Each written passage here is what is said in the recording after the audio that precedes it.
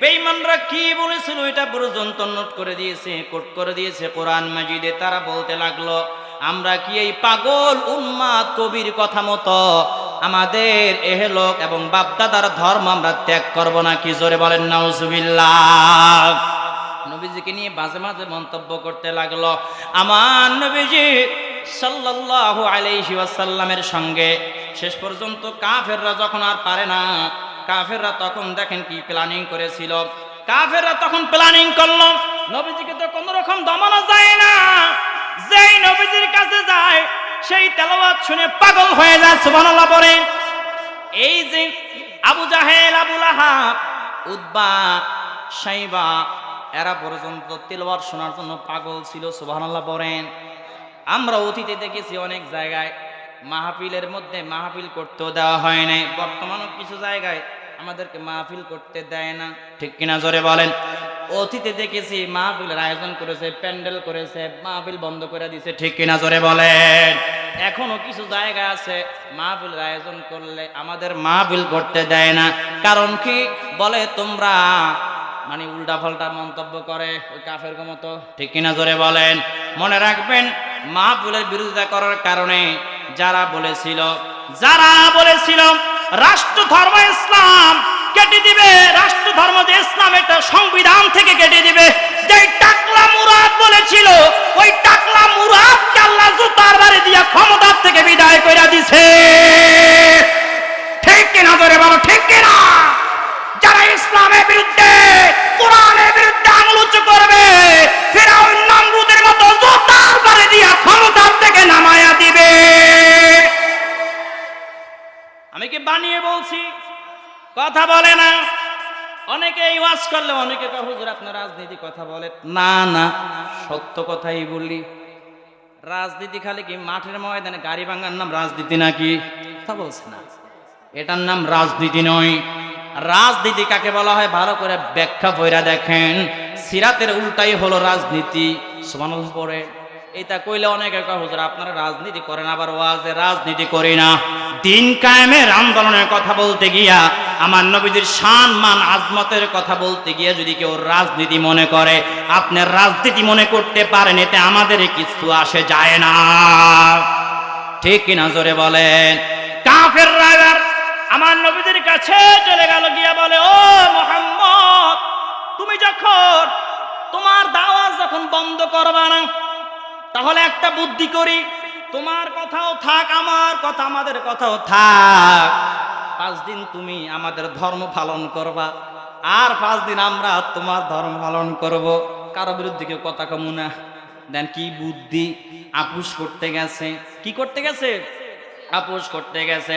আল্লাহ রাব্বুল আলামিন সূরা কাফিরুন নাজিল করে দিলেন। কি নাজিল করলেন? সূরা কাফিরুন নাজিল করলেন, কুল ইয়া আইয়ুহাল কাফিরুন। আল্লাহ রাব্বুল আলামিন সূরা কাফিরুন নাজিল করে দিলেন।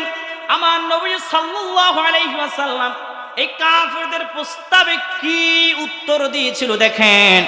আমার নবীজি বলল, হে কাফেররা, কি বলল জোরে বলেন, হে কাফেররা, লা আ'বুদু মা তা'বুদুন। আমার নবীজি বলল, হে কাফেররা, আমি তার ইবাদত করি না যার ইবাদত তোমরা করো। আমি তার ইবাদত করি না, আমি লাত মানত উজ্জার ইবাদত করি না, মূর্তির ইবাদত করি না। তোমরা যার ইবাদত করো। আমার নবীজি সাল্লাল্লাহু আলাইহি ওয়াসাল্লাম এরপর কি বললেন দেখেন, ওয়ালা আনতুম আ'বিদুনা মা আ'বুদ। আমার নবীজি সাল্লাল্লাহু আলাইহি ওয়াসাল্লাম কি বলেছিল এটা পর্যন্ত আল্লাহ রাব্বুল আলামিন কোরআন মাজিদের মধ্যে বর্ণনা করে দিয়েছে। আমার নবীজি বললেন, এবং তোমরা তার ইবাদতকারী নও যার ইবাদত আমি করি। সুবহানাল্লাহ পড়েন। প্রথম কি বললেন? তোমরা যার ইবাদত করো আমি তার ইবাদত করি না, আবার আমি যার ইবাদত করি তোমরা তার ইবাদত করো না। নবীজি বলছে, আল্লাহ এটা কোরআনে কোট করে দিয়েছে। শুধু তাই নয়, আমার আল্লাহ পাক রব্বুল আলামিন অপর আয়াতের মধ্যে জানিয়ে দিয়েছেন, ওয়ালা আনতুম আ'বিদুনা মা আ'বুদ। এবং তোমরা তার ইবাদত কারী নও যার ইবাদত আমি করি, তোমরাও তার ইবাদতকারী নও যার ইবাদত আমি করি। ওয়ালা আনা আবিদুম মা আবাদতুম, আমি ইবাদতকারী নয় যার ইবাদত তোমরা করে আসতেছো, অতীতে তোমরা যার দাসত্ব করে আসতেছো, যার পূজা করো, আমি তার পূজা করি না। আল্লাহু আকবার বলেন। ওয়ালা আনতুম আবিদুনা মা আবুদ, তোমরাও তার ইবাদত করি নাও যার ইবাদত আমি করি। লাকুম দীনুকুম ওয়ালিয়াদ্দীন। নবীজি শেষে কি উত্তর দিলেন দেখে, আমার নবীজি উত্তর দিলেন, তোমাদের ধর্ম তোমার, আমার ধর্ম আমার। সুবহানাল্লাহ বলেন। ওই কে জানো একবার দাঁড়াইয়া বলছিল, একবার কে জানো বলছিল যে লাকুম দীনুকুম ওয়ালিয়াদ্দীন। তা বুখারী শরীফের হাদিস, ধর্ম যার যার, উৎসব সবার। নাউজুবিল্লাহ বাড়ি যাইয়ে কইয়েন আমি কি বানিয়ে বলছি, ইউটিউবে এখনো আছে। আইসা লাকুম দীনুকুম ওয়ালিয়াদ্দীন কি বুখারী শরীফের হাদিস? কয় ধর্ম যার যার, উৎসব সবার। এটা বলে এই আয়াতের অর্থ, এটা বলে বুখারীর হাদিস। আহা, একটু কমন সেন্স নাই, এরা মিডিয়ার সামনে কথা বলতে আসে, ঠিক কিনা জোরে বলেন। ধর্ম যার যার, উৎসব সবার।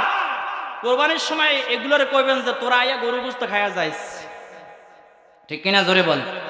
এবছর অনেকে দেখছি মন্দির পাহারা দিছে, ঠেকা পড়ছে, এদিকে মাজার ভাঙ্গালায়। আল্লাহর ওলি মাজার ভাঙ্গালায়, এদিকে যায় না, মন্দির পাহারা দিতে যায়। আছে না মারছে, মাসির দরদ বেশি। আল্লাহর ওলিরা না আসলে এই উপমহাদেশে ইসলাম প্রচার হতো না। কার কারণে টুপি ছিলাম, জুব্বা ছিলাম, দাড়ি ছিলাম, আমরা তাদের মাজার ভেঙ্গে গুড়িয়ে দিতে যাই আর মন্দির পাহারা দেন। কোন হাদিসে পাইছেন? এটাই তো আমার মাথায় ধরে না। আবার হেনে যে ইসলামী সঙ্গীতও গাইছে, জায়গা তো নাই, যাই হিন্দুকে মন্দিরের সামনে যে ইসলামী সঙ্গীত গায়। এরা ইসলামকে এরা ধ্বংসের দোয়ায় নিয়ে যাচ্ছে। সাধারণ অন্যান্য জাতির সামনে মুসলমানদেরকে হাস্য রসের পাত্র বানিয়েছে, ঠিক কিনা জোরে বল। মন্দির কি ইসলামী সঙ্গীত গাওয়ার জায়গা নাকি? লাকুম দীনুকুম ওয়ালিয়াদ্দীন, যার ধর্ম সে পালন করবে, ওখানে আমরা হস্তক্ষেপ করার কেউ নয়, ঠিক কিনা জোরে বলেন। আপনি আল্লাহর ওলিদের মাজার ভেঙ্গে আপনি মন্দির পাহারা দিচ্ছেন, আপনি কিসের মুসলমান? আপনি লা ইকরাহা ফিদ্দীন, ধর্ম ব্যাপারে বাড়াবাড়ি করা যাবে। হাজার ভাঙ্গে কেন বলে, কয় এখানে বন্ডামিও কি হয়, কয় গাঁজা খায়, কয় বাবা খায়, নারী পুরুষ না আছে বলে না। ধরলাম কিছু কিছু জায়গায় বন্ডামি আছে, আমরাও মানলাম। তা আপনারা বন্ডামি বন্ধ করে দেন, কথা বলছে না।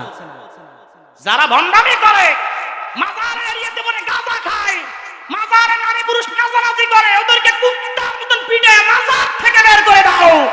আল্লাহর ওলিদের মাজার উন্মুক্ত করে দাও জিয়ারতের জন্য। কিন্তু বন্ডামি দমনের নামে যদি আল্লাহর ওলিদের মাজারে গিয়ে হামলা চালাও, বুঝতে পারলাম ডাউনে কুছ কালা হে, তোমাদের উদ্দেশ্য ভালো না, তোমাদের উদ্দেশ্য হলো আল্লাহর ওলিদের মাজারগুলো ভেঙে মিশিয়ে দেওয়া, ঠিক কিনা জোরে বল। এগুলো আমরা বুঝি, এগুলো আমরা বুঝি, আমাকে শিখাইতে আইসো না। তেলের গাড়ি তেলে চলে,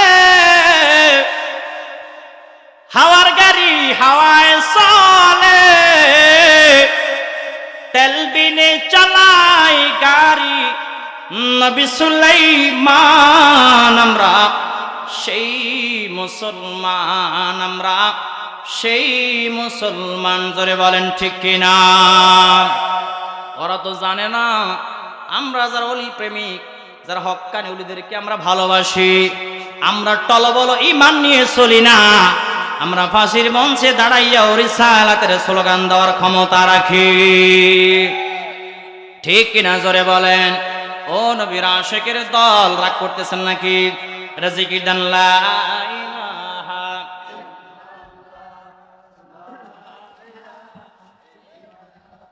জোরে লা ইলাহা ইল্লাল্লাহ, লা ইলাহা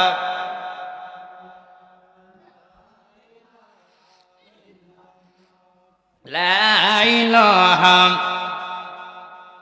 লা ইলাহা লা ইলাহা ইল্লাল্লাহু মুহাম্মাদুর রাসূলুল্লাহ সাল্লাল্লাহু আলাইহি ওয়াসাল্লাম। কষ্ট হয়নি, আর কিছুক্ষণ চলবেনি। আমি একটু কড়া বক্তব্য দেই, অনেকের ভালো লাগে না, চুলকায়। আরে ভাই, চুলকানি যদি না উঠে তাহলে তো ওয়াজই করে লাভ কি হইল? আমার ওয়াজ যদি আপনার গায়ে না ঢুকে, ওয়াজ করে কোনো লাভ নাই। এখন সবাই যদি বলে রফিকি খুব সুন্দর আলোচনা করছে, মনে করবেন যে আমি মুনাফিক, কারণ কি আমি হক কথা বলি নাই, এই জন্য সবাই বলে ভালো হইছে। কিছু কিছু মানুষ যখন দোকানে বসে সমালোচনা করবে, মনে করবেন যে আমার ওয়াজে কাম হইছে। ঠিক কিনা জোরে বলেন? এই জন্য মাঝে মাঝে একটা কথা কই, জলে রে বন্ধু জলে, আমি হক কথা কইলে তোমার কেন জলে? ঠিক কিনা জোরে বলেন? আহা, বুঝলে বোঝ পাতা, না বুঝলে কচু পাতা বুঝা লইয়েন। ও নবীর আশিকের দল, আমার নবীজি সাল্লাল্লাহু আলাইহি ওয়াসাল্লামকে যখন মিথ্যা মিথ্যা অপবাদ দিতে লাগলো, আমার নবীজি যেন ফ্রাস্ট্রেট হয়ে না যায়, মন খারাপ যেন করে না ফেলে, আমার নবীজি যেন হতাশ হয়ে যেন না যায়, এই জন্য আল্লাহ রাব্বুল আলামিন সূরা আনামের 33 নম্বর আয়াতে কারিমা নাযিল করে আমার নবীজি সাল্লাল্লাহু আলাইহি ওয়াসাল্লামকে সান্ত্বনা দিচ্ছেন।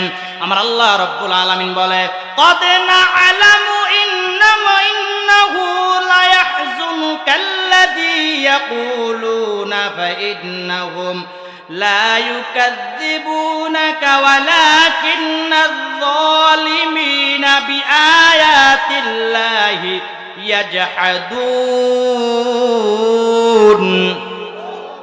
আমার আল্লাহ রাব্বুল আলামিন আমার নবীজিকে সান্ত্বনা দিয়ে সূরা আনামের 33 নম্বর আয়াতে কারিমা নাযিল করে দিলেন। আমার আল্লাহ তাআলা বলে, আমি অবশ্যই জানি তারা যা বলে হাবিব আপনি কষ্ট পাচ্ছেন, আপনাকে মিথ্যাবাদী বলে, আপনাকে মিথ্যা তোহমত দেয়, অপবাদ দেয়, বরং তারা তো আপনাকে মিথ্যাবাদী বলে না, তারা আমি আল্লাহর আয়াতকে অস্বীকার করে। এই জালেমরা আমি আল্লাহর আয়াতকে অস্বীকার করে ঘোষণা দিয়েছেন কে? আরো জোরে বলেন কে?